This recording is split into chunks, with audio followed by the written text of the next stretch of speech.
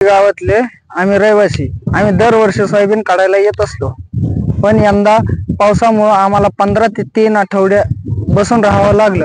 आम्हाला सध्याला बाजाराला सुद्धा पैसे नव्हते. आता पाऊस उघडल्यामुळे आमचं काम आता सुरळीत चालू झालेलं दिसत. दिनेश रावसाहेब जाधव, आहेर चिंचोली.